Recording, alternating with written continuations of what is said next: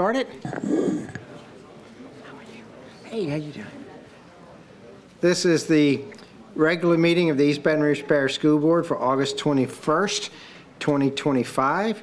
We will open the meeting with the invocation and pledge to be led by School Board Member Patrick Martin, and the Pledge of Allegiance led by Cadet Major Chantel Jones of Tara High School, accompanied by Lieutenant Colonel Retired Raphael Morrison. Thank you. Please rise. Lord, we come together this evening with a shared purpose and a strong responsibility. Grant us wisdom and clarity as we deliberate the issues before us, that every decision we make here and all of our debates be guided by love, understanding, and a commitment to the best interests of the children we serve. May our discussions be marked by respect, our actions by compassion, and our hearts by a spirit of unity as we work for the good of all students and their future. Amen. Amen.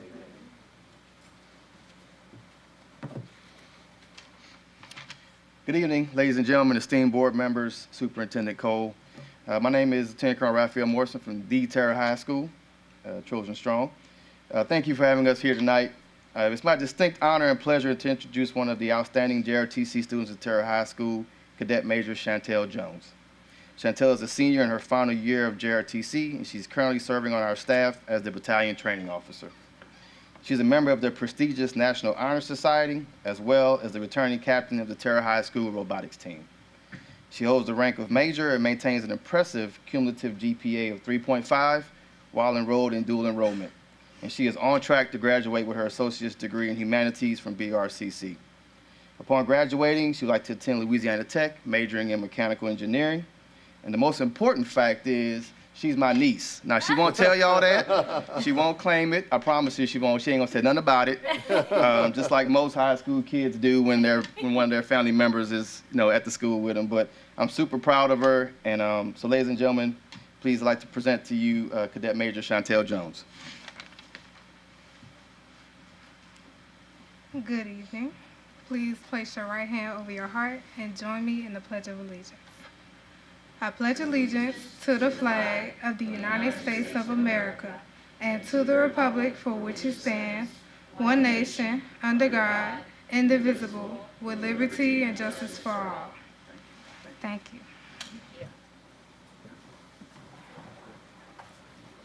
On behalf of the Superintendent and the School Board, thank you. Congratulations and best wishes for your future.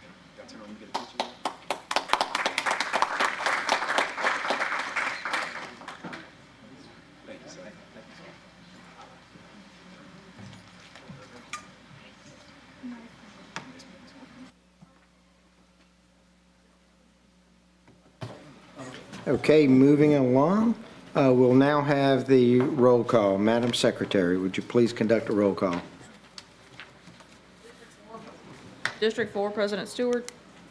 District 7, Vice President Gode. Here. District 1, Mr. Blue. Here. District 2, Mr. Lannis. District 3, Ms. Powell Lewis. Present. District 5, Mr. Lewis. Present. District 6, Mr. Russ. Present. District 8, Ms. Sule. Present. District 9, Mr. Martin. Present. We have a quorum. Thank you, ma'am. Now we will move to item B1, meeting minutes, approval of the school board minutes of the July 10th, 2025 Committee of the Whole meeting and the July 17th, 2025 regular board meeting as published in the official journal. Do we have any comments from the public? And I need to check online. I can't.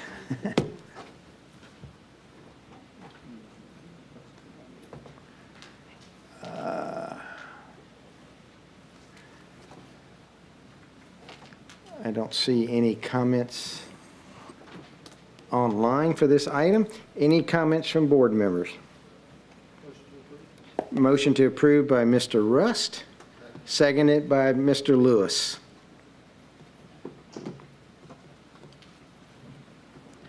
Any additional comments from any board members? Seeing none, Madam Secretary, would you please conduct the vote? Please vote. You have to give me a second, I'm not logged in.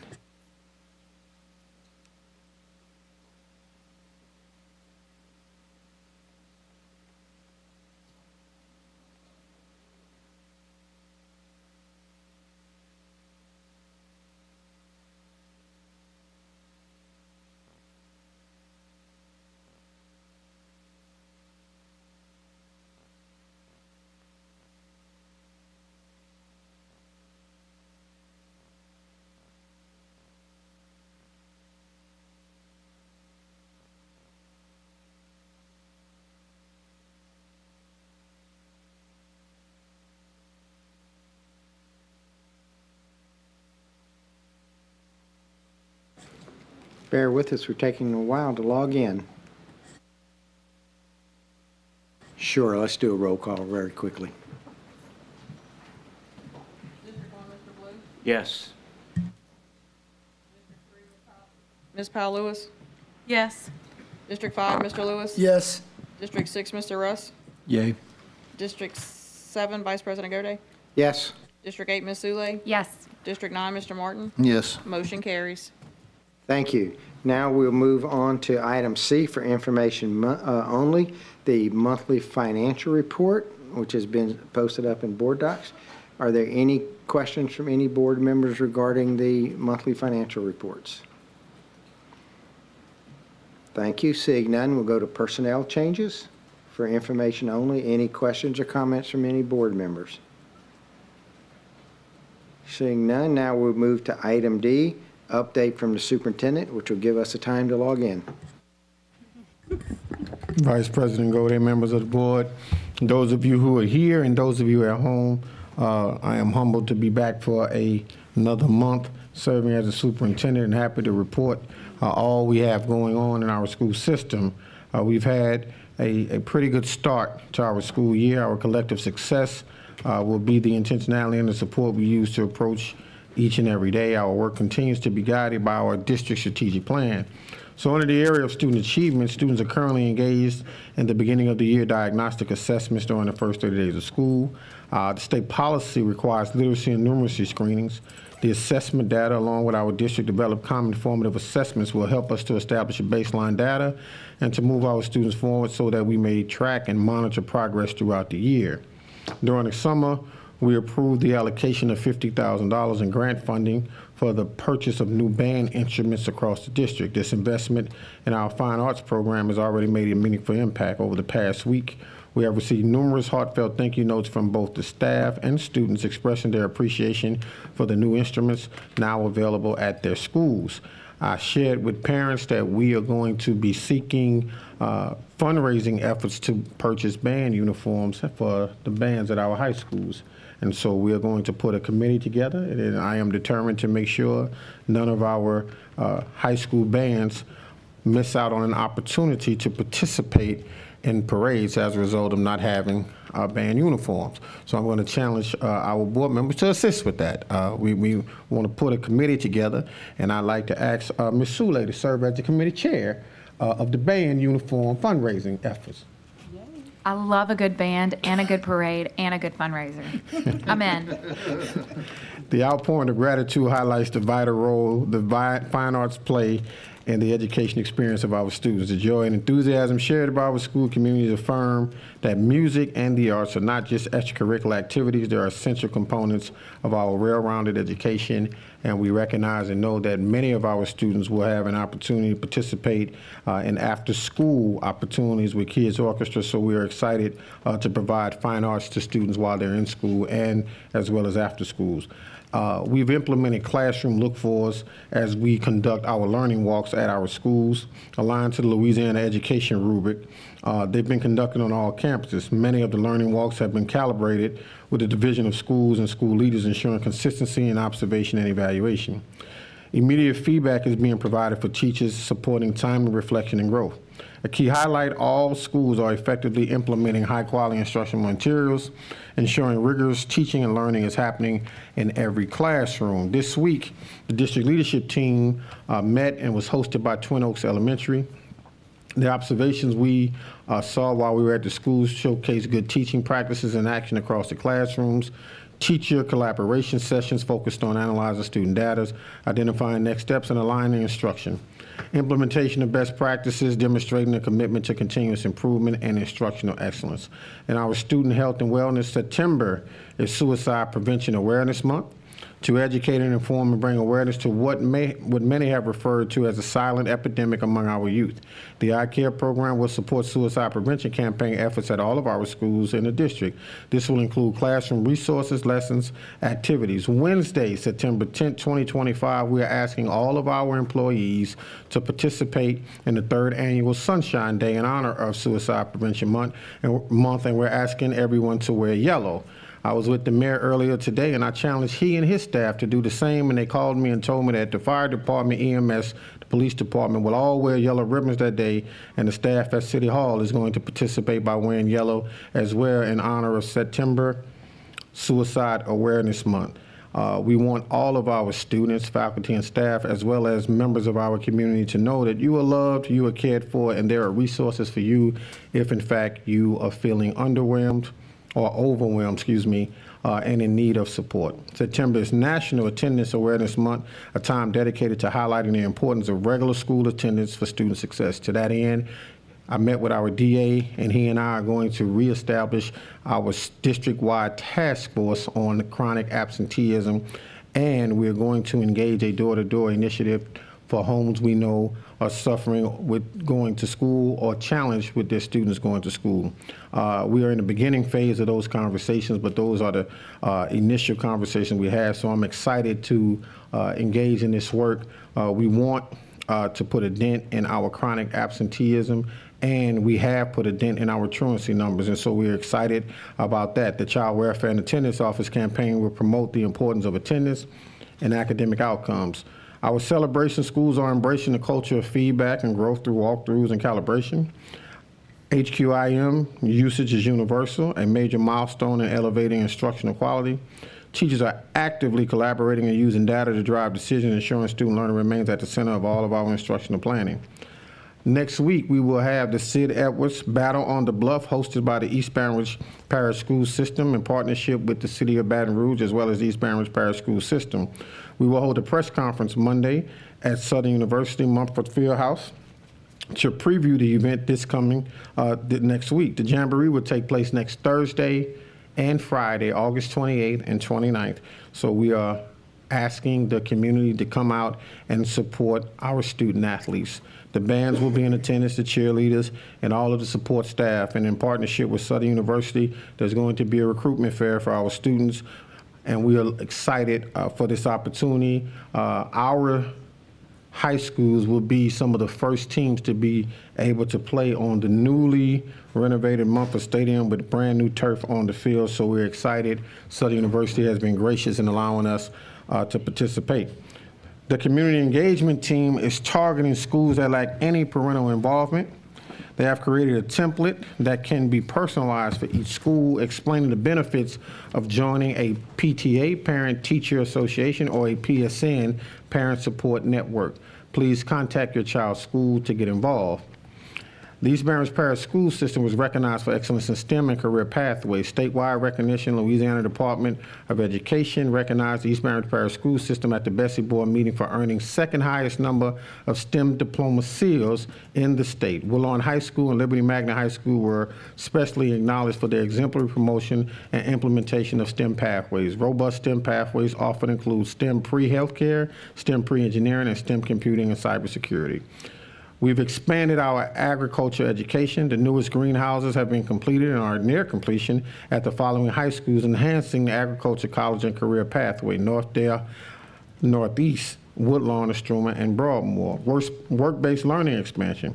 300 of our students completed summer internships with local businesses and within our school system, and an additional 315 students are set to intern throughout the fall and spring semesters across the capital region.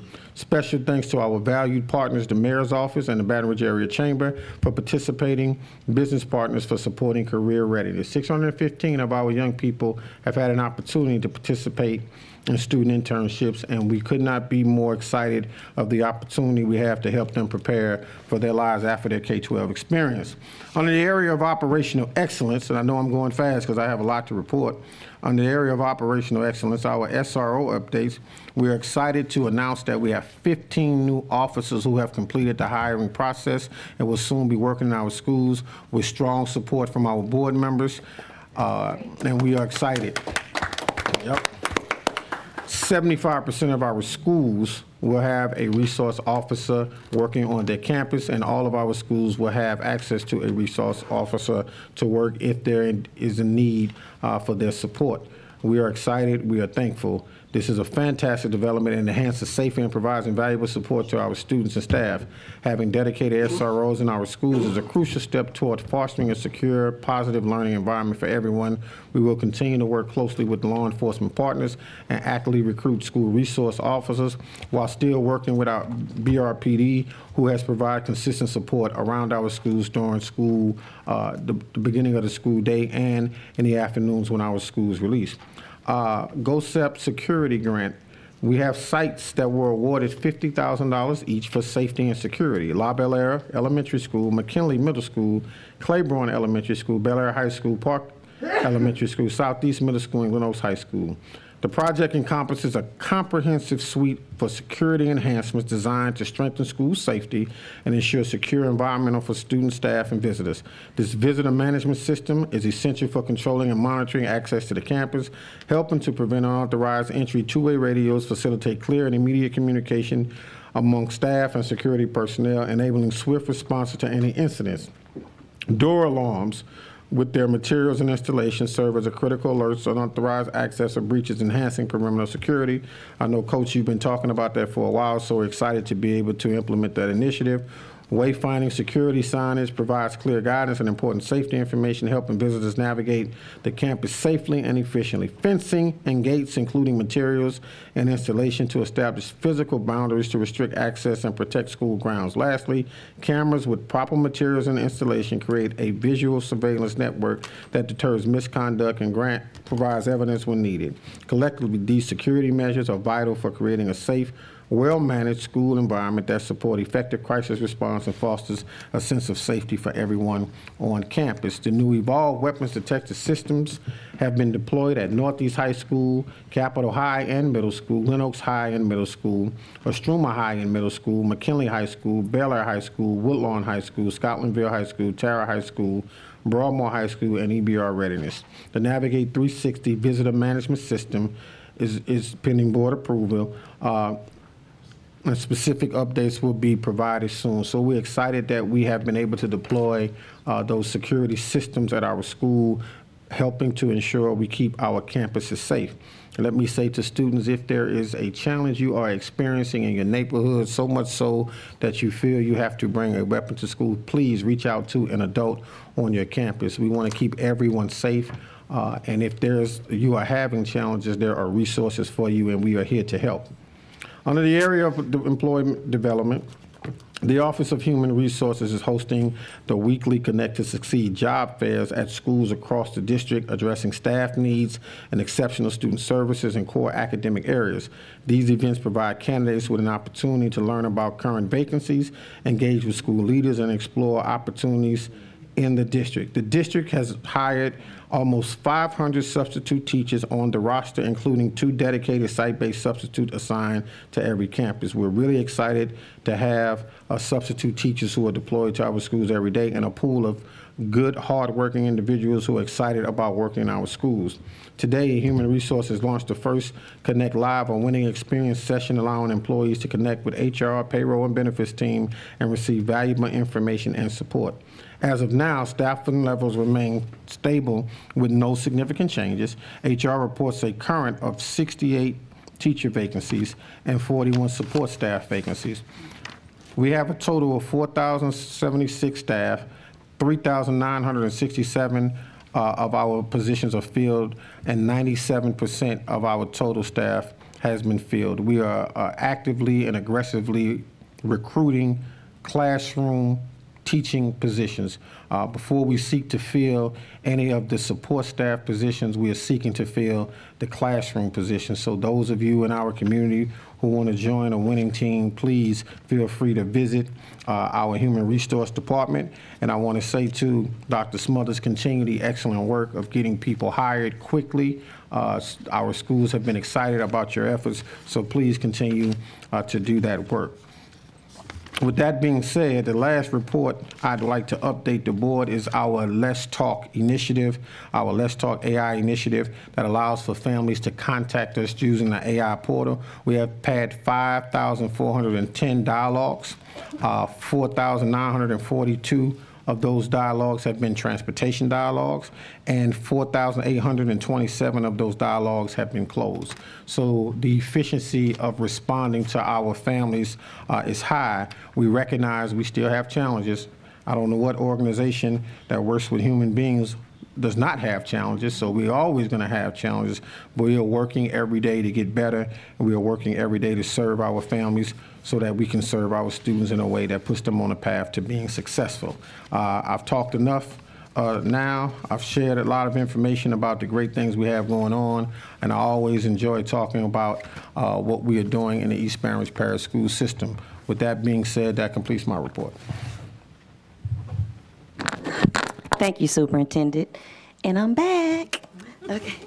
So moving along to item E, reports from board appointees to committees. Are there any board members that have reports to report?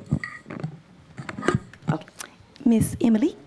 Yes, well, Superintendent Cole stole my thunder on the September suicide awareness campaign. Thank you so much, and thanks for sharing it with the mayor, and I'm excited to see what our eye care team has. I also just wanted to mention that in the past month, I've had the opportunity to work closely with some of our staff, and there was a few that I just really wanted to give a shout out to. It's Superintendent Cole and the board. One of our goals has really been customer service, and I've gotten to just witness that in such a big way recently with our staff. I had the privilege of meeting with Dr. KC and his staff. I know you're not a doctor. I just like it. I feel like it should be. At McKinley, as they moved into their facility in the Kenilworth neighborhood, and there were some Kenilworth neighborhood members that had some concerns. And so KC and his staff were there before us, before the neighborhood people, ready to walk around, and the neighborhood was just so grateful. And I was so proud as a board member to get to show off McKinley in the Kenilworth neighborhood and just the good partners they want to be. And so thank you to your staff for doing that. I also, this is my second beginning of school, but the first time people have really reached out to me about the buses. And so I've gotten to experience some bus situations, and the privilege of working with the transportation team on that has just really been a privilege, and the way that they have addressed people's concerns and addressed them quickly and answered things has just really been cool to be a part of that team. So I just wanted to tell them thank you so much for the hard work y'all are doing. The community sees it, and it's cool to get to be a small part of what you're doing. Thank you. Coach? VIPS, we had a great kickoff meeting this week. VIPS is really amping up their efforts to expand their footprint throughout the district. Lots of committees, lots of dedicated, very dedicated people who want to help children get a head start. It's just, I'm really proud to be a part of that organization. They do a great job. And if you'd like to be a reading helper, a volunteer reader, we've got plenty of room at VIPS. Just go to the website and sign up. Thank you. And so that concludes our reports from the board appointees. Next, we have our consent agenda. Mr. Baloo. Thank you, Madam President. The following items are considered to be routine and will be enacted with one motion. There will be no separate discussion of items unless a board member so requests, in which event the item will be removed from the consent agenda and considered as an item on the regular agenda for a separate vote preceding the last item on the regular agenda. Item number 1, grant. 8G Student Enhancement Block. Consideration of a request for the approval of the 8G Student Enhancement Block Program in the amount of $414,846 to provide 3 pre-K 4 classes at Audubon, Shenandoah, and Twin Oaks Elementary School. Item 2, budget revision, child nutrition. Consideration of a request for the approval of the revised 2024-2025 and proposed 2025-2026 child nutrition program budgets for compliance with Louisiana Revised Statute 39-1310 and Louisiana Revised Statute 39-1311. Item number 3, professional services contract, August Schools Incorporated. Consideration of a request for the approval of professional services contracts between the East Baton Rouge Parish School Board and August Schools Incorporated in the amount of $74,340 to provide an electronic behavioral health record platform. Funding source is iCare. Item number 4, professional services contract, high dosage tutoring. Consideration of a request to authorize the superintendent to determine the selection of, negotiate, and execute contracts with state-approved vendors to provide high-dosage tutoring services in reading and math not to exceed $1,560,855. Allocation pending August 20th Bessie approval. Funding source, high-dosage tutoring grant. Item number 5, healthcare and ancillary benefit plans. Consideration of a request for the approval, authorization of the following. A, proposed contract renewal with Louisiana Blue for administrative services of the health plan for 2026 through 2028.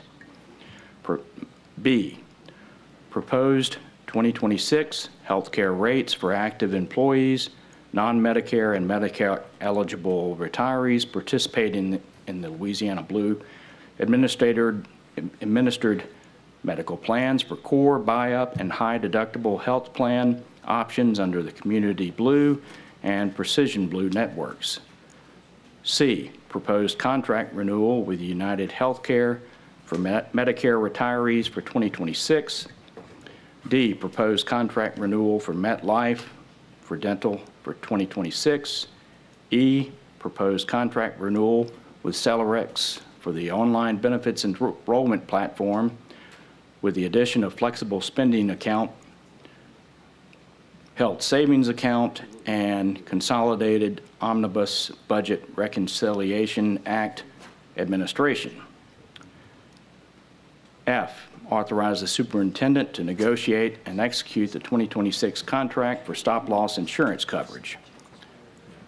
Number 6, pupil progression plan. Consideration of a request for the approval of 2025-2026 school year district pupil progression plan, strategic alignment, student achievement.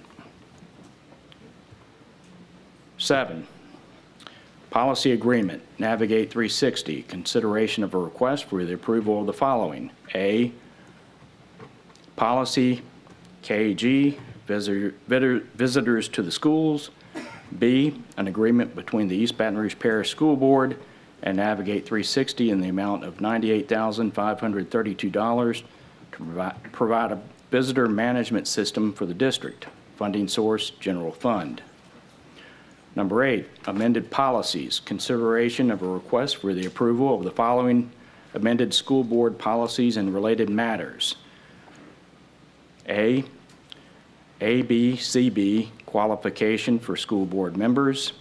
B, DJEG purchase orders and contracts. C, IFA instructional materials. C, excuse me. Is that 2 C's? C, JBD student absences and excuses. D, JCDAF bullying. E, JDE expulsion. F, JGCE child abuse. Item 9, resolution, revenue bond. Consideration of a request for the adoption of a resolution giving preliminary approval to the issuance of revenue bonds of the Parish School Board of East Baton Rouge, State of Louisiana. Item 10, reapportionment, redistricting consultant. Consideration of a request that the RFQQ be reissued and that the superintendent collate the responses to the reissued RFQQ and present them directly to the board at a future committee of the whole meeting with scoring or without scoring or recommendation. Item 11, litigation, consideration of a request for the approval of the recommendation from Gwen Shamlin, General Counsel, East Baton Rouge Parish School Board in the matter of Gwendolyn Flanagan versus East Baton Rouge Parish School Board, docket number 22-05436, District 5, and related matters.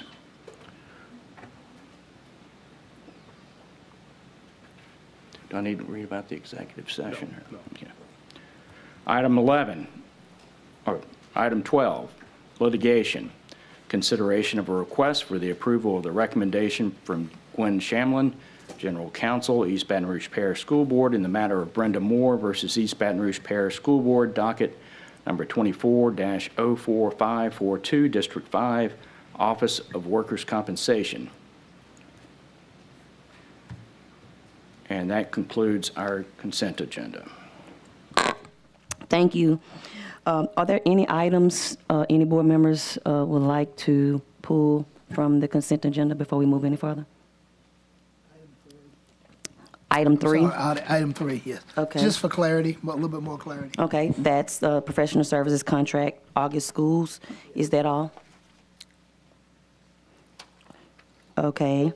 Do I have a motion for? Oh, do we have any cards? Any public? Okay. And then online? Okay. I have public comments, Ms. Tanya Nyman.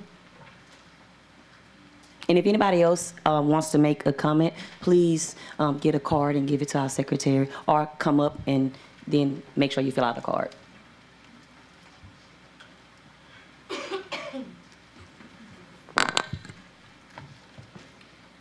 Good evening. I'm here to comment on the redistricting agenda item. And my name is Tanya Nyman. I am been involved in education advocacy in East Baton Rouge Parish for more than 13 years. Product of New Orleans Public Schools. My kids are a product of East Baton Rouge Public Schools, and certainly my extended family is products of public schools. Certainly that makes me give a lot of credit and feel a responsibility for advocating for public education. But that's not the only reason why I think this item is so important. It's also because I recognize that public education is a cornerstone of a healthy democracy, a constitutional representative democracy for length, but I'm going to just say democracy. I hope you don't mind. It's a cornerstone of a healthy democracy, and though I admit I don't think we've ever achieved a fully functional democracy in this parish or state or country, I do think it's something worth fighting for and advocating for, because if we ever actually achieve it, it will be heaven on earth, right? But the thing is that it doesn't happen just because we say we want it. It happens when we pay attention to the policies and the components that allow for it. And one of the key components is a fair map. Now, based on my research and information that you can verify for yourself, I don't think this board has ever operated under a fair map. It has been rigged from the beginning of its existence. And so, but that rigging was most egregious based on my experience advocating in this body and the research I've done, I would say was the 2014 map, which was the one that each and every one of you was elected under. It is the most rigged map. It is critically important that we address this issue. And I think that in order to do so, well, based on my experience attempting to get a fair map adopted in 2022, one, it's unlikely that a rigged body will unrig itself. Based on my experience and history, it is unlikely, in the words of Howard Zinn, that the courts will provide justice unless the people demand justice. And the only way that people can demand justice is if they have good information. And of course, that should start with each and every one of you. Mr. Rust, at the last meeting, if I'd been allowed a second 3 minutes to speak, I could have let you know that yes, there is information out there about what are the key components to fair maps. And you can research them, and I do hope you will look for those independent sources and a variety of sources and not rely solely on our local media, or certainly not on the business community or the super PACs that often dominate the narrative. So there are key components. And if we can ever get those key components in order to adopt a fair map, then we can actually get down to the business of allowing a community to genuinely have the democratic control of its public schools, and therefore it be a genuine public education system. And I think in that instance, you will see dramatic improvement in the education. Thank you. Thank you, Ms. Nyman. Dr. Finney, you want to come up? You can come on. Just give Ms. Secretary the card. Thank you. In November of 2023, so that's 21 months ago, this body voted to put out an RFQQ to find a demographer to handle redistricting. It's now August of 2025. Qualifying for the next election is less than a year away. And you want to start over? The message that sends is that you have absolutely no intention of adopting fair maps. You would like to stall this until you have to adopt something imperfect, unfair, and probably mistake-riddled at the very last minute. I would urge one of you to have the courage to pull this item and hire one of the two firms that replied to your RFQQ, or at least explain why it is you believe that neither of the firms was qualified. And yes, in the interest of full disclosure, I am a subcontractor on one of those proposals, and I am not advocating for which one you choose, but I am advocating to quit stalling. Mr. Martin's premise that this is an adult issue that is somehow irrelevant to your main function as a governmental body, I think is incorrect and improper. Democracy is important. We still, I think, strive to have a representative democracy in this country. That depends on fair maps. If you put this off, number one, you're sending the message that it will ask for quotes and qualifications, but we won't be serious, and then we'll really hire somebody else later. And I think that's a problem from a purchasing standpoint. But in terms of the general topic, you are saying, do you want to stall? It was more than 4 years ago that you chose a demographer for the 2022 maps, and you were down to the possibility of correcting your illegally adopted map on the very last day. And unfortunately, that didn't happen. And now you're all in office based on a map that violates the U.S. Constitution. So please pull this item, and please choose a demographer and get this process moving. Thank you. Thank you, Dr. Finney. We have Mr. Jamie Robinson.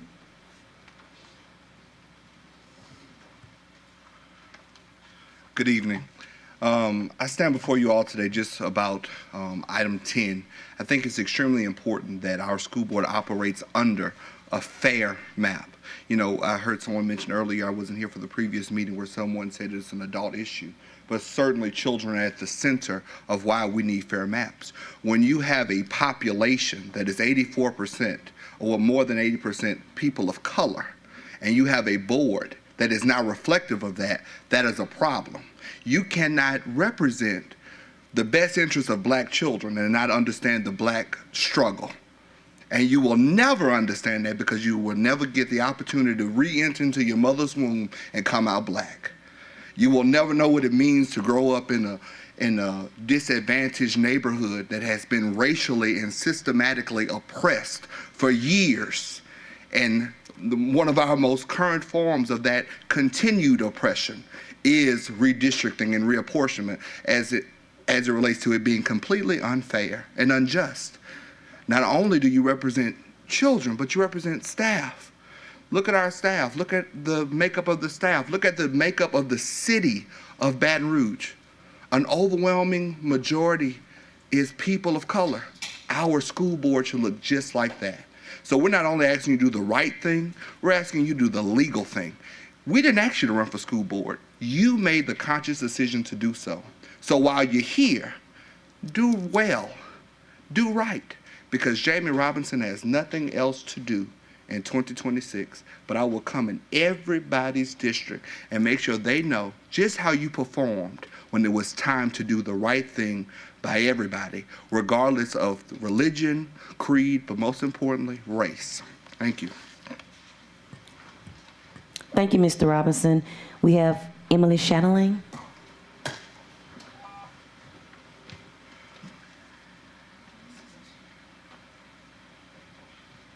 Good evening. Emily Chatelain. I know that this is just the consent agenda. My only voice here is to say that I think what we're feeding our kids and the child nutrition budget deserves a much longer conversation and in-depth look from the board, but also the community. I also wanted to just note that you cannot repay a deficit with the child nutrition program. So there's a 4.8 million deficit, which is a huge problem, but they cannot repay the general fund. And I've seen that written. That's not allowed. It's not an allowable cost. So I wanted to bring that up as a concern. But even deeper, I really think you guys need to spend a lot more time on this, and that it's not just oopsie, we overspent by $4.8 million, because I actually doubt the number is even real. You also have a really wonderful child nutrition department and a child nutrition director who needs support. And I would urge you guys to dig into this hard and deep and look at why this is a problem. And my concern is that we're now going to cut the quality of food we're serving these kids. And that's a really big concern when we don't even understand what the true food cost is and the true labor cost is when we're using extremely antiquated systems to manage our child nutrition program. It's a $30 million line item in your budget. It should have its own bank account. It should have its own accountant, its own finance director. It is as big as your equipment and facility contracts, yet it gets like half the attention. And we're feeding our kids. A lot of these kids come to school and this is the only meal they have. And you guys know this. And you guys know this too, that they are dependent on this food. So we shouldn't be looking at how can we cut costs and that this is costing us money. Kids can't learn if they're hungry. We've all known that and acknowledged that, yet we continue to not make child nutrition a priority in our budgeting and in what we report and in our support of that program and that director and that entire department. So that's my only kind of plea to you guys, is to please pull this and look at this more in depth and sit down with the child nutrition people and understand what goes into making a healthy plate. Thank you. Thank you. Is that all? April, that's all the cards that we had? Okay. We have some online comments. Mike, want to read those? Yes. We have on item F2, child nutrition, from Lacey Griffin. We're lucky to have a federally funded food program. It is disturbing that the guardians of the money may not have had the students' best interests at heart. Does the money here actually go to feed students high-quality edible food or paying cafeteria workers a living wage? It is extremely disturbing when they had to make changes that their first go-to was to cut food offerings and cafeteria staff. We have 600-plus student schools with babies not getting fed until almost 1 o'clock with only 2, maybe 3 cafeteria workers. How is that okay? Even so, seems to be running low on food. After passing or not passing this item, every board member should go eat a random breakfast and lunch at a school in your district. See for yourself, are we actually offering high-quality edible food so that students can succeed, regulate their emotions, and learn? Count how many cafeteria workers you see. Go break bread with our students, please. We have another one on item F4, professional services contract, high dosage tutoring from Angela Hatfield. How are you going to ensure enough tutors are available for the students that qualify? Many students identified for tutoring in the past didn't receive those supports due to lack of eligible spots.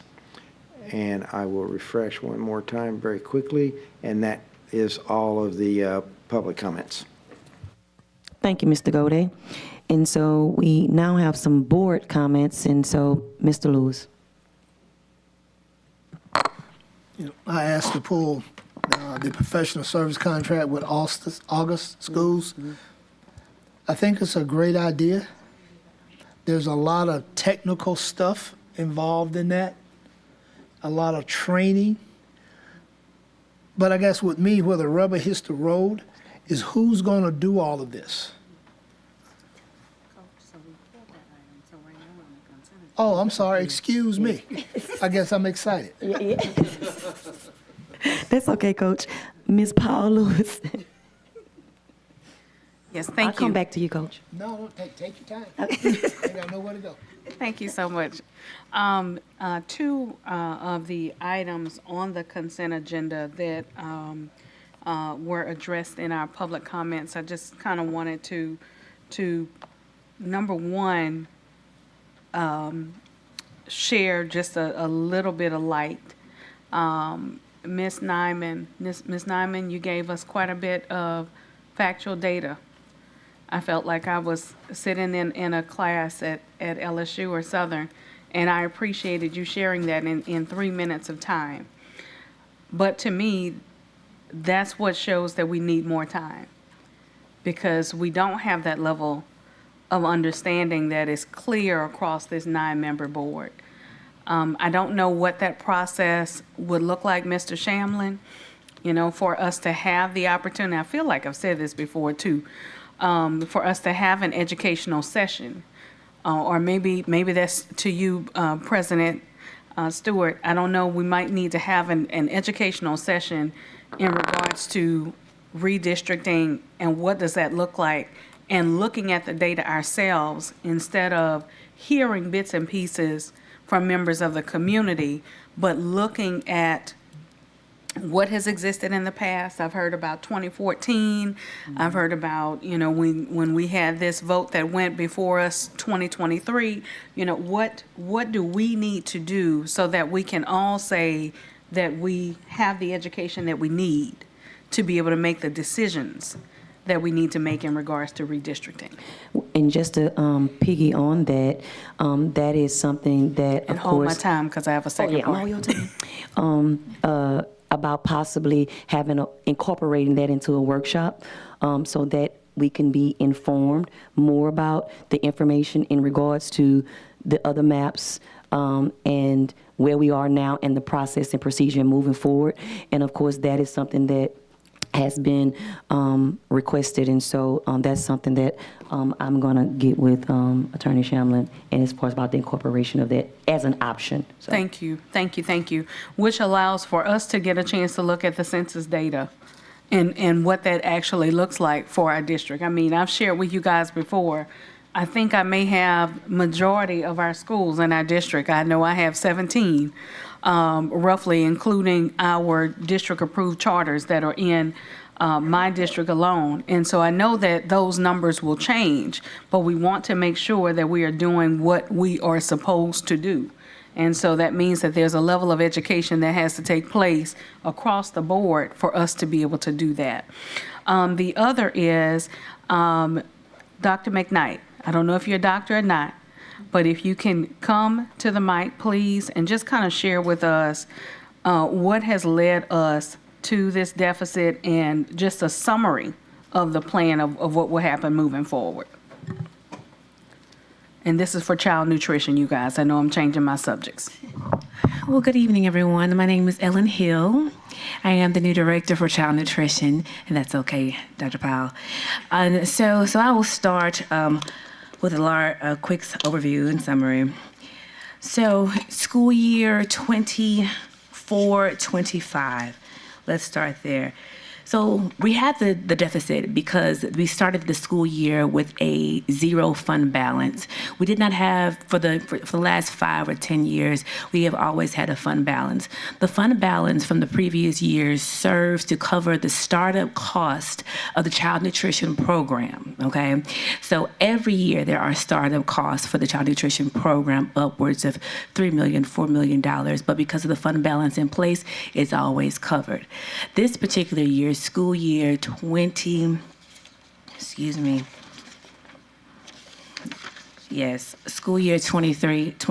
the year started with a strike in the C&P department. So the transportation system struck, and so did the child nutrition program.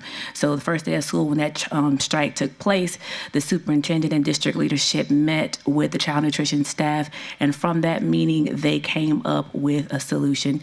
And that solution was to provide the child nutrition program, which I believe at that time was around 469 staff members, with 5-step raises, increases, and a $3,000 stipend. So that did take place. That stipend was dispersed into increments, one $2,000 and another $1,500 stipend. At that same time, there were several part-time employees within the child nutrition program, long-time part-time employees who were in a sub-pool for 3 years, 5 years, 7 years, and at that time, and they were not receiving benefits, and at that time they were offered full-time positions. In addition to that, there were several child nutrition employees who were working 6 hours or 5 hours, and they were also invited to come on board with 7 hours. So we had a labor increase that year, in addition to 5 additional steps, and in addition to a $3,000 stipend for 469 employees. By the end of that year, the program's employee count rose from 469 employees to 533 employees. Now, as the labor was increasing, the district enrollment was decreasing. So we had more staff and fewer students, and I believe the district enrollment has decreased again this year. So those high level, those are some of the reasons that the child nutrition program experienced that deficit that year before, and that's the reason why we started with a zero fund balance in school year 24-25. Do you have any questions? Thank you, Dr. McKnight Hill. Thank you, Ms. Powell. Dr. Hill, all those increases, what was the bottom line cost? Bottom line cost? What did it cost? 1 second. To add all those people, to give them benefits, to make them full-times, to give them stipends, how much did all that cost? What was the bottom line for that? Hold on, I provide you with some rough numbers, and if the numbers are too rough, I'll call on Chief Lopez.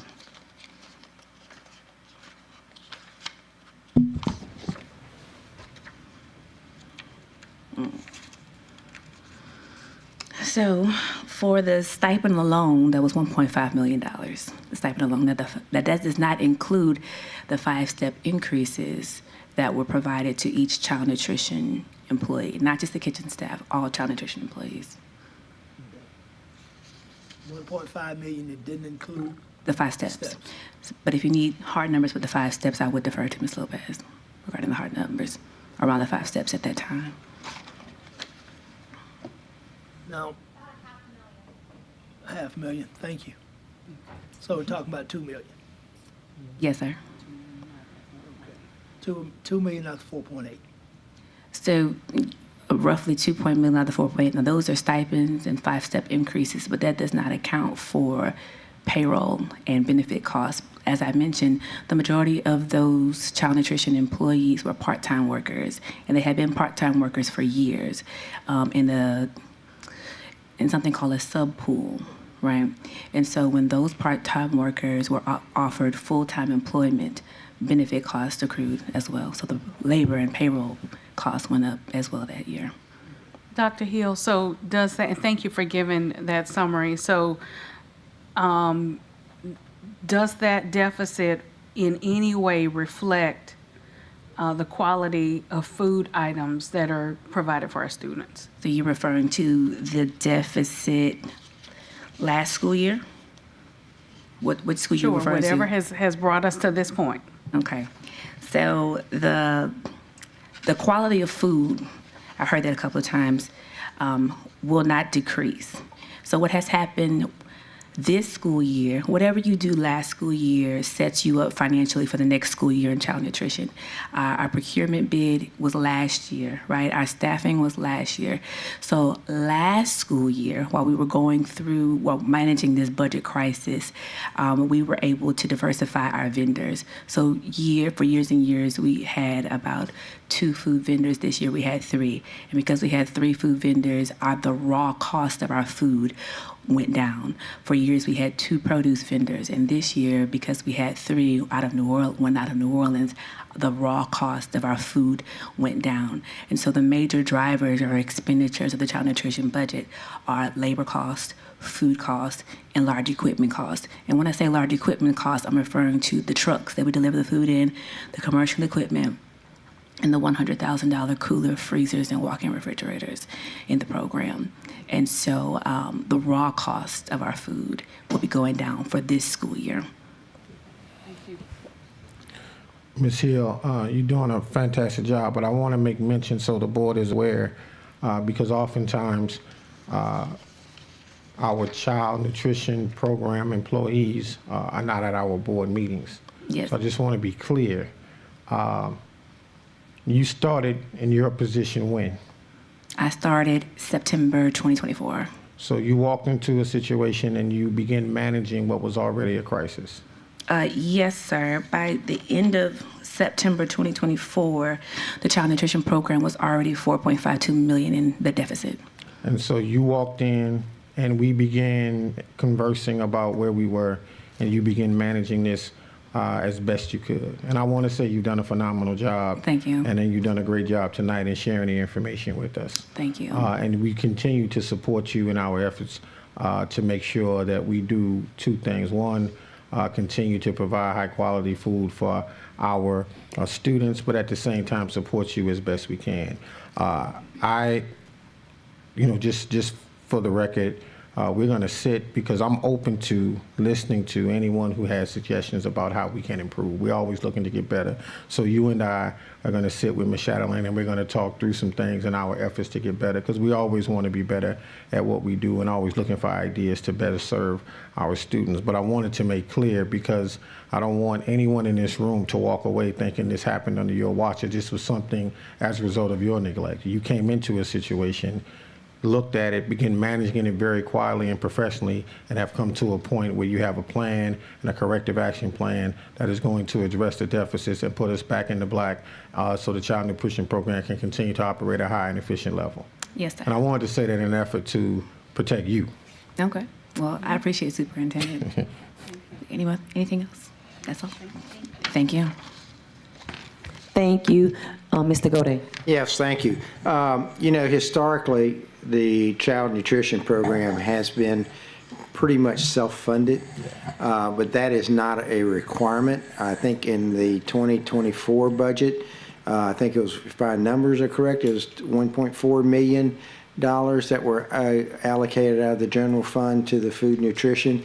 And I think this year's budget, we have 2.4 million or some number like that dedicated out of the 2.4 million. 4.9 million out of the general fund. Come to the mic, Chief. I'm talking about in the budget that we passed, not this extra budget. In the normal budget we passed, I believe it was 2.4 million coming out of the general fund. No, so they get their fair share of the MFP, which is budgeted by LDOE. They tell me how much to give the child nutrition program, which is a little over $300,000. Okay, but there's a line item in this year's budget that was like 2.4 million for child nutrition. Wasn't for child nutrition. I'll have to look and see what you're Okay. talking about. But I guess the only point I'm trying to make is there's no requirement that child nutrition has to be totally self-sufficient. And, you know, I think we as a board certainly share the desire to make sure that the children are fed high-quality food and things like that, and to make sure that all this works. So I just want to make sure it was understood that we're not just saying, okay, here it is, that's all you got. If there are valid reasons and good reasons that we need to, operating as efficiently as we can, because I think the conversation here is about efficiency, not about quality. And so after we get to the point where we're operating as efficiently as we can, if there needs to be some other supplemental funds, I don't think anyone here on this board doesn't want to feed children. Sure. So I just want to make sure the public understands that. Absolutely. Thank you. Thank you, Mr. Gode. Are there any other comments from the board? All right. So do I have a motion for the consent agenda? I have a motion by Mr. Ballou, and I have a second by Mr. Martin. Madam Secretary, can you call for the, huh? Yeah, we did. We finished off. Waiting on you. Please vote.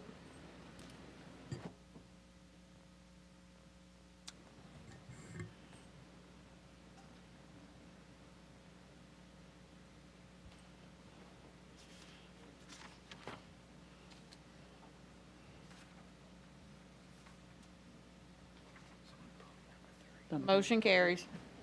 Thank you. And so we pulled item 3, the professional service contract, August Schools Incorporated, consideration of a request for the approval of professional services contract between East Baton Rouge Parish School Board and August School Incorporated in the amount up to $74,340 to provide an electronic behavioral health record platform, funding source iCare. How do you want? And so, do we have any public comment on this item? Do we have any public comments on number 3 that we pulled? Okay, so no public comment. So, Coach Lewis. You know, I read over the Q&A, and it sounds like a really great contract. Lots of training and technical support, and it's written.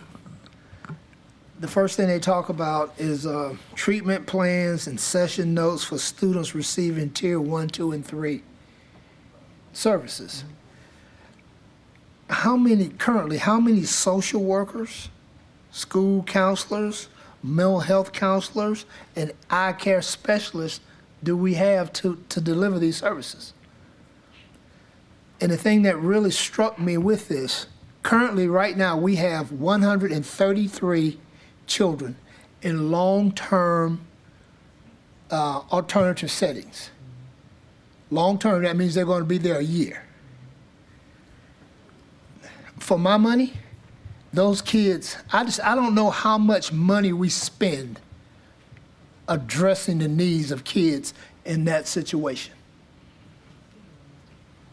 I don't, Ms. Dupree, just kind of, I mean, it sounds great.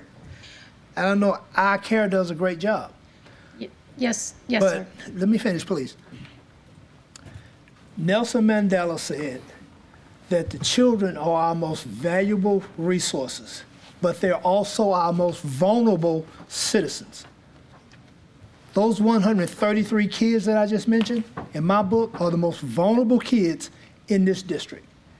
So if we're going to pass out these services, let's start at EBR Readiness Elementary, Middle, and High. I'm saying, you just educate me, please. Okay, yes, sir. The platform is a platform that social workers and mental health providers need because their case notes cannot be part of the student cumulative record or student record.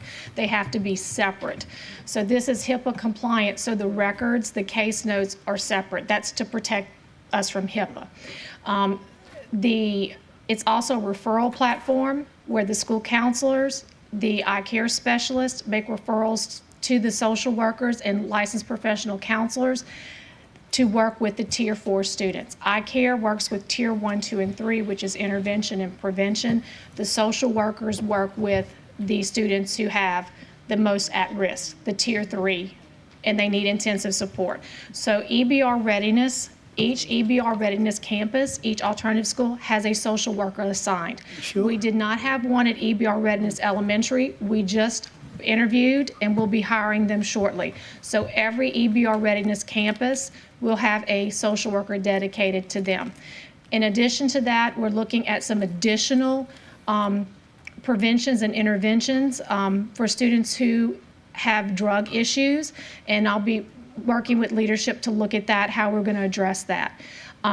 4 years ago, the district had 21 social workers.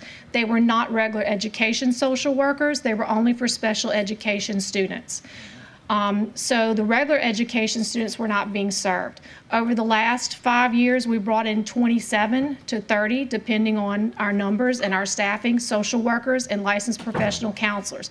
They're assigned at every middle and high school in the district, including all the alternative schools, and they rotate to all the elementary schools. There's 110 school counselors. I no longer work directly with them, but that's the number from last year. And there are 27 eye care specialists. Do we need more? Yes, sir. We're hoping the Medicaid funding, it takes about a year and a half for it to come in. We started billing last year. So hopefully as the funding comes in, we'll be able to get more mental health professionals if that's the will of the board and leadership. And that's about 80%, we reimbursed about 80% for 70 to 80%, yes, sir. 70, 80%. But it takes a year to a year and a half. Kelly would know more about that for us to get the funding in. Here she comes.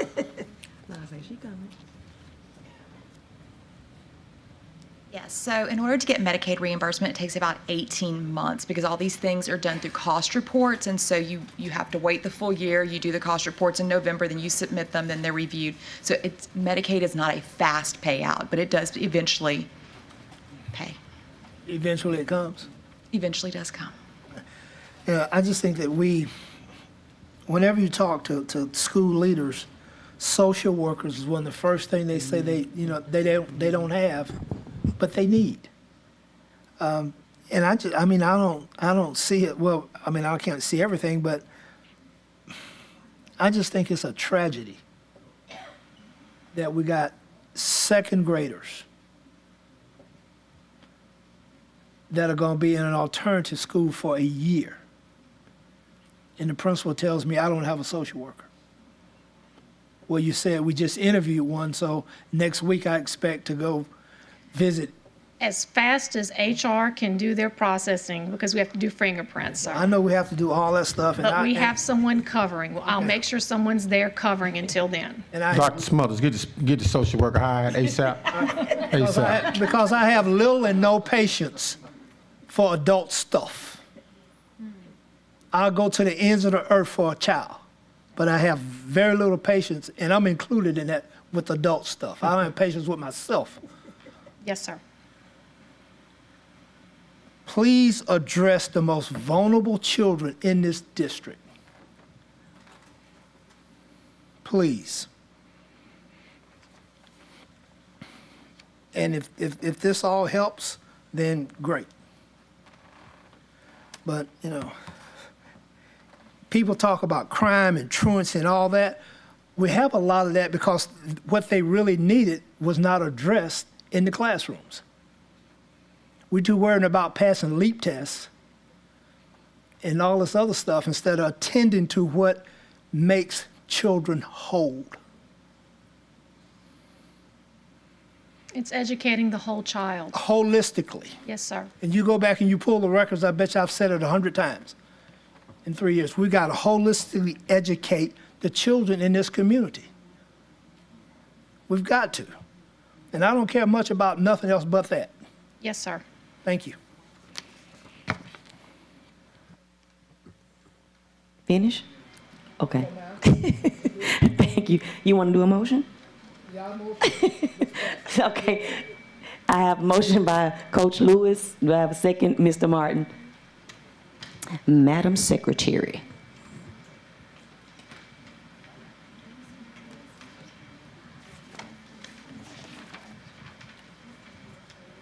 Please vote.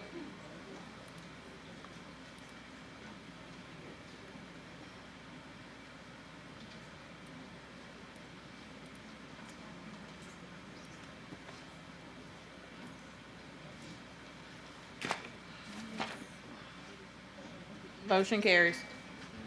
Thank you. And so that concludes the consent agenda. Moving along to item G, new business. Number 1, bus operator recruitment stipend, consideration of a request for the approval of a $500 stipend to any East Baton Rouge Parish School System employee who recruits a new school bus driver. Bus operator. School bus operator. Okay, he's checking for comments. Okay, we do have online comments. Were there any public cards, April? Okay. So online, we have Marissa Serrano. Thank you, bus drivers. You deserve better. Disappointing during the budget process that the lowest paid employees were not prioritized for serious salary increases. $500 stipend is insufficient. How about approving benefits?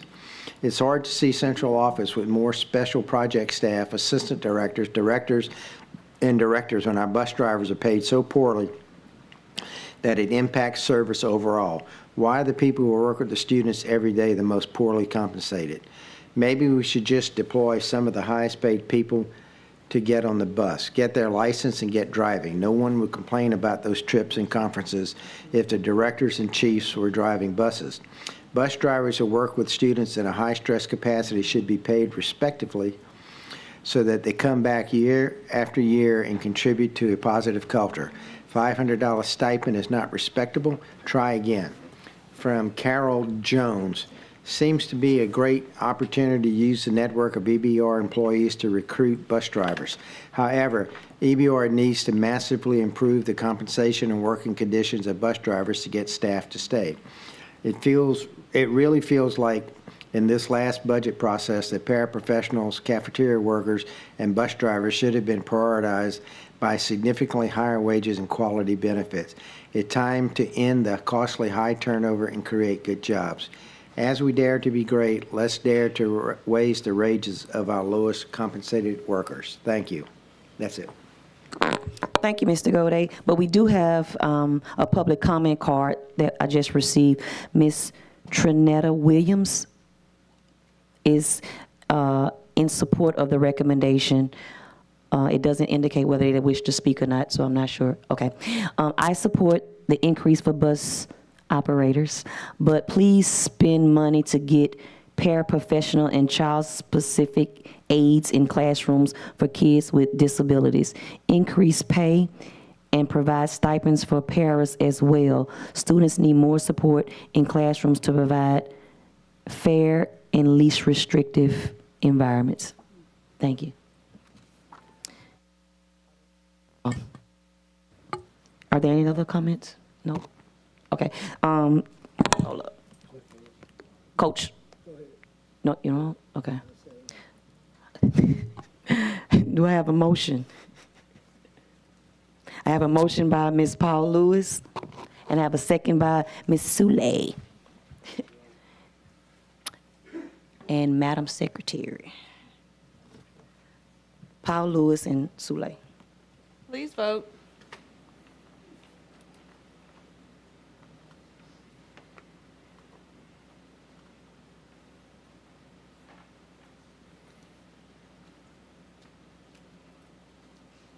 Motion carries.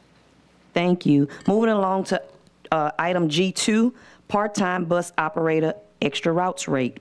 Consideration of a request for the approval of an increase in the hourly rate for extra routes taken by current bus operators from $13.29 to $18 per hour. Let me see. Do I have any public comments or online? Okay, I have an online. Online comments, this is from Darrell Johnson. The living wage in Baton Rouge, Louisiana varies significantly by household size.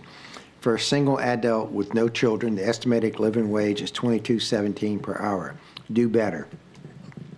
From Heather Casey, this should have been addressed during the budget process. Have we not seen the last few years where we're chronically underpaying our bus drivers? Look at the high turnover and how much that costs. It's understandable the board was distracted with all the school closures, which has left many of our schools crowded and understaffed, but why are we here now? Although $18 an hour is certainly better than what they're currently paying, it's still not great, considering the important work they do of transporting our beloved scholars from school to home. Please try again. And that concludes the comments. Thank you, Mr. Gode. Do I have any other board? Mr. You got, that's old? Okay. Okay. Do I have a motion? Motion by Mr. Russ, second by Ms. Powell Lewis. And Madam Secretary? Ms. Stewart, can I please say something? Yeah, I did. Go ahead. You know, a lot of these comments talk about our bus drivers are being underpaid. The way I feel about a bus driver, and they deserve to be paid, but the day doesn't start for our schools, for our children, when they step into the building. When they step on that bus, that's when their day starts. Bus drivers need to be paid, but they're not. I mean, we've got bus drivers that have been driving for us 10, 12, 13, 14 years. So everybody wants to make it sound like they're running off because we're not paying them. You know, they're finding other jobs because that's what people do. Now, I've got a remedy, Superintendent Cole. You may not like it. No, you shared it with me. Okay. You got it? What I'm saying? Do I need to share it? We good? Okay. I shared it with the group you told me to share it with. Okay. All right. And I could just add, I would like to add something to that as well, for some information that I'm privy. I know there has been some comparison with our bus operators to other entities that provide transportation and bus operators as well.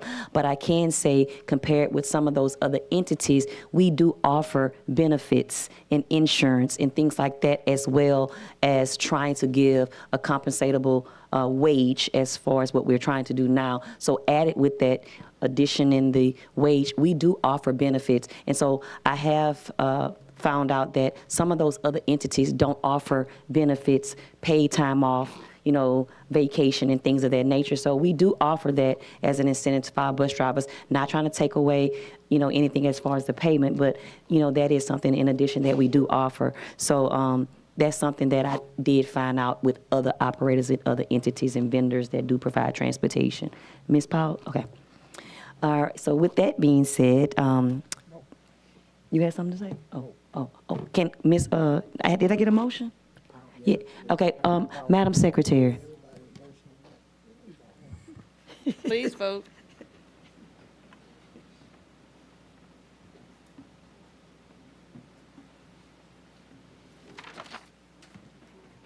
Motion carries. Moving along, item G3, charter policy. Consideration of a request for the approval of the revised district charter policy. And I do have a public comment card. James Finney.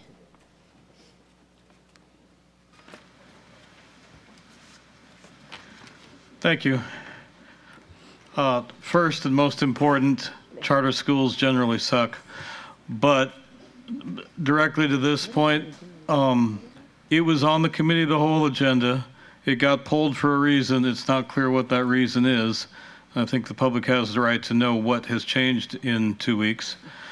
Second, if you all turn to page 52 of that proposed policy. There's a citation for LR 5138. I have no idea what that means. If you don't know what that means, you shouldn't vote for this until you get more information.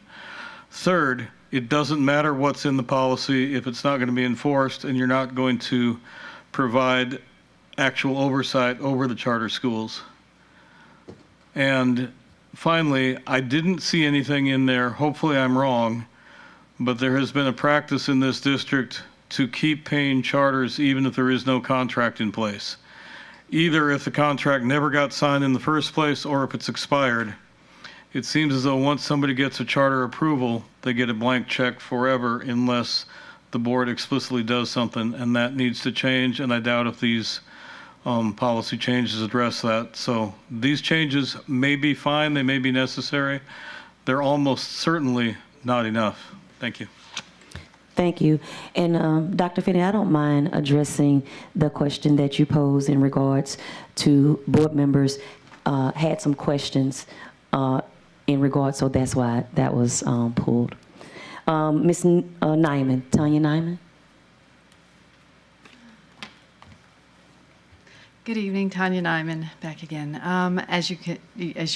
Well, most of y'all are aware that I'm not particularly fond of the charter model, particularly because it doesn't really, it undermines the integrity of local democratic control. But I do know that and understand that your hands are heavily tied by state policy. But that being said, there are things that the locals can do. And quite frankly, I don't know if y'all have attempted it because as Dr. Finney pointed out, this was pulled, and so I haven't had time to look at it. It would be lovely if y'all would pull it so there would be some time to make sure that charters are required to provide free and reduced lunch or free lunch for children, and also transportation. Those are two practices that are commonly used by charter schools in order to avoid providing an education to the most vulnerable students. And so I just wanted to put that out there since I had 3 minutes or less. Thanks, guys. Thank you, Ms. Nyman. Okay, so there are no online comments. Just checking. Okay, no online comments. Mr. Gode. Yes, thank you. Part of the reason why the thing was pulled at the last meeting, there were still a lot of unanswered questions. And quite honestly, I still have a lot of unanswered questions at this moment. For example, there's a fiscal accountability section in there that there's a template or something to put in there.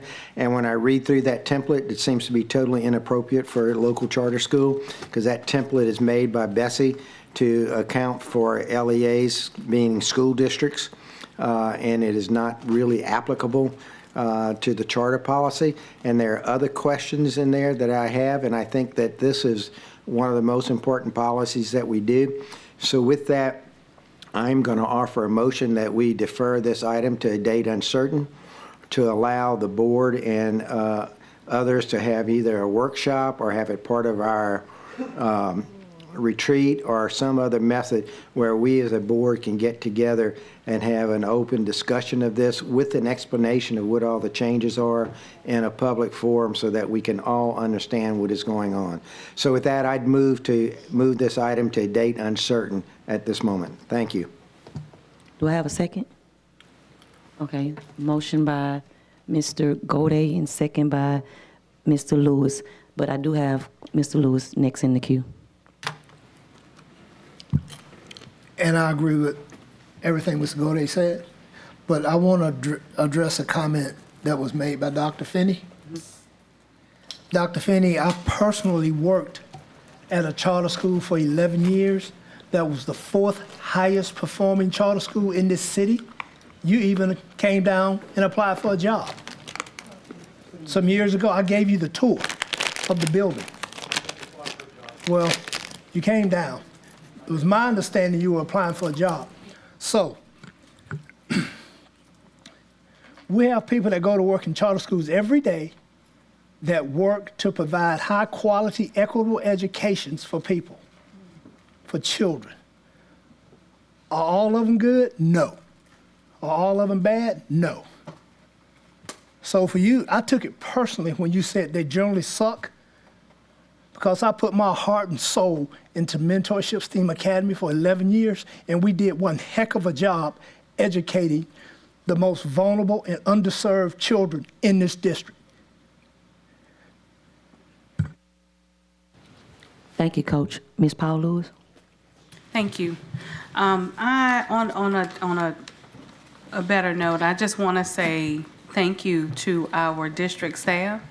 They have been very, very helpful in allowing us to share our different perspectives from this board in regards to the charter policy. And of course, I am in agreement with Mr. Gode and Mr. Lewis that we may need additional time.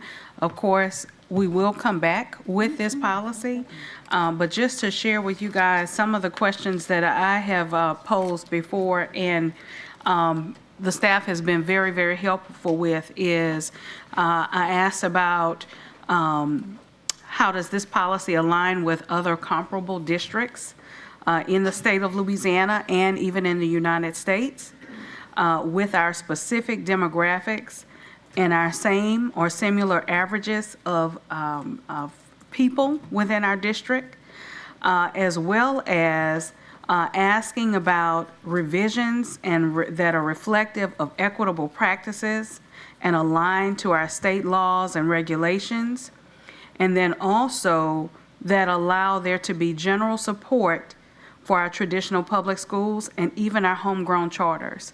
So we're asking the questions. It's just going to take a minute for us to get it right, and one that is reflective of all 9 members of this board and not just 2 or 3. So with that in mind, I'm in favor of the motion as it stands.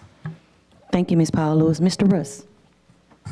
Thank you. I appreciate all the concerns of our board members. I know this policy has been evolving a lot since it's been presented by Mr. Cole, and we've had a lot of feedback from as many board members as could. I am concerned about timeliness, mainly because of one particular aspect of the policy as it's written would have some financial implications for our charter schools that I've expressed to Mr. Cliff about. If we decide to make those changes, that those schools need as much of a runway as possible to plan for that. And I'm just talking specifically about transportation.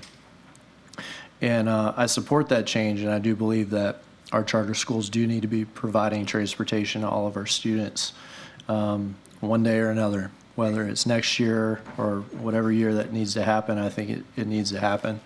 But if it is going to happen, then I think we owe it to those schools to make those decisions swiftly.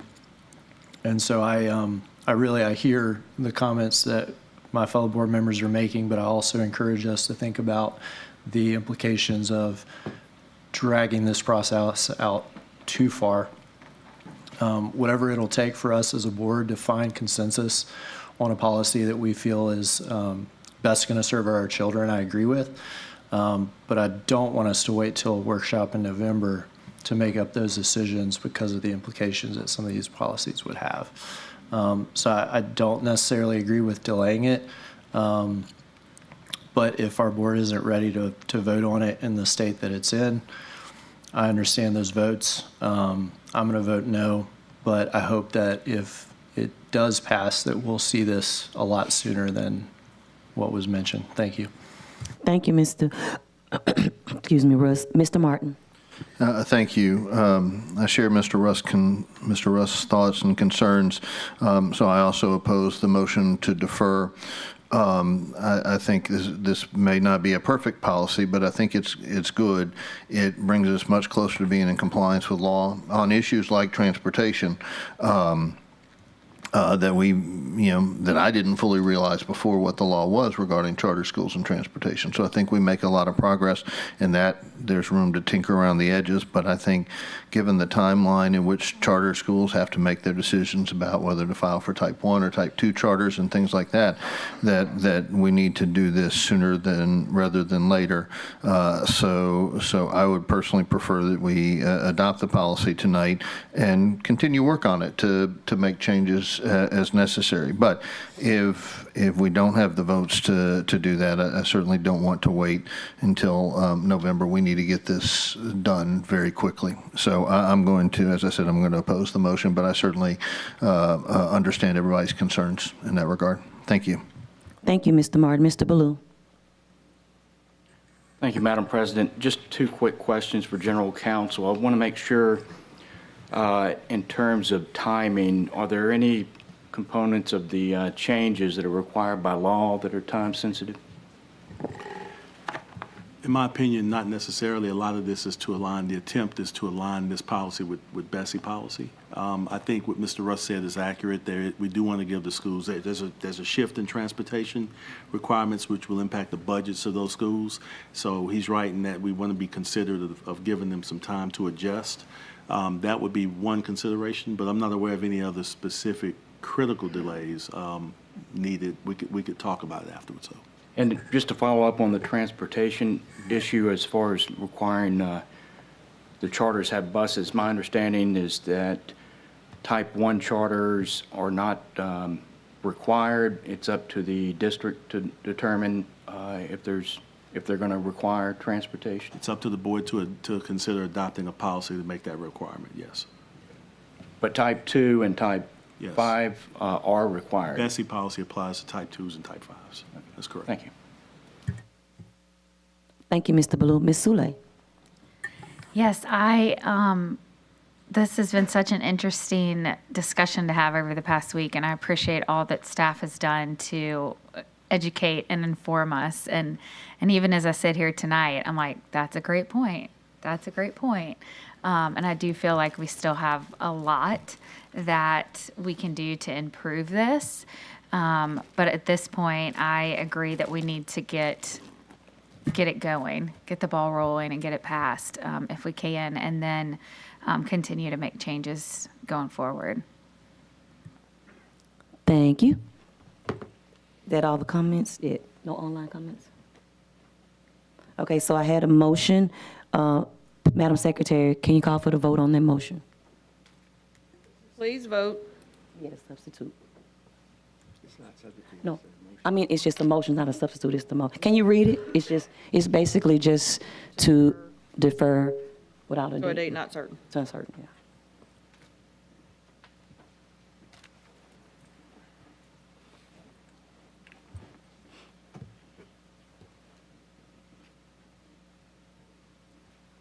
The motion carries. Thank you. Moving along, oh, sorry. Board members, I'd like to move with all deliberate speed to host a workshop over the next 30 days. We do have a number of schools that are up for renewal, and we do have applications coming to us. And if we're going to make changes, we need to make sure we inform those schools of what the changes are, so that as they make their presentations for renewal, they can include all of what we are asking them. So I will have Ms. Armand send out an email to all of you looking for some appropriate dates to host a workshop sooner rather than later. Thank you. Appreciate that, Superintendent. Item G4, grade review appeal, consideration of a request to hear an appeal to request a grade change. And there is a possibility that there will be an executive session. So there will be an executive session. So want to go ahead and do it? So you want to call for a motion to go into executive session that requires a vote of 2/3 of the board. Okay. Power, Lewis move, and go they second. We got to do the vote, right?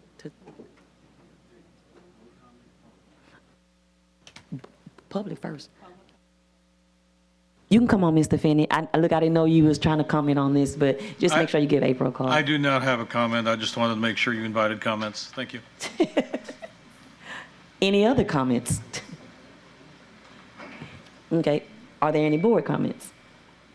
No? Okay. We're going to go into, we did the motion. I move that we go into executive session to they did discuss the motion. grade appeal. Carla did the motion, yeah. I'm sorry, I missed that. No, they did it. We were just doing the public comment. Okay, all right. We need a vote on the motion, correct? Oh, yeah. Please vote. Oh, yeah, go ahead, y'all, because I was gone. In the back? In the room, yeah. The motion carries. So I need to say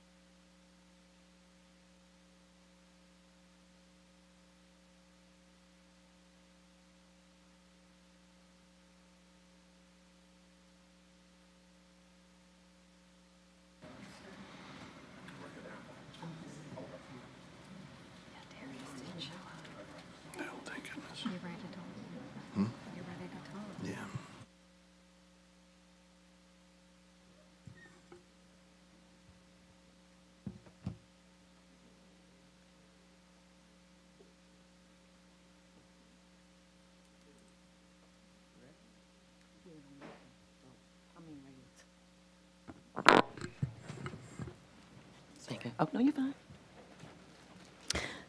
Okay, so we are now reconvening, and so I will entertain a motion. Madam President, I'd move that we uphold the grade as administered. Do I have a sec? So I have a motion to uphold the recommendation, and I have a second by Ms. Paul Lewis. Any public comments? Do we have any public comments? Nope. Board comments, Mr. Martin. Thank you. Before we vote on this, Abigail, I just want to say that it's clear you're an extremely intelligent student, and Baton Rouge is very fortunate to have a student of your caliber in our system. You clearly have an incredible future ahead of you and are going to do extremely well in life. The decision that we have to make based on the law that limits our discretion to just do whatever we want has to be bound by that law. And that's not necessarily a reflection on any of the other events that happen. It is our review and determination based on the law that applies to us on what to do. But you clearly have a very bright future ahead of you, and I congratulate you on your incredible accomplishments so far, and you're going to do very, very well. Thank you. Sorry. Thank you, Mr. Martin. Madam Secretary, can you call for a vote? Please vote.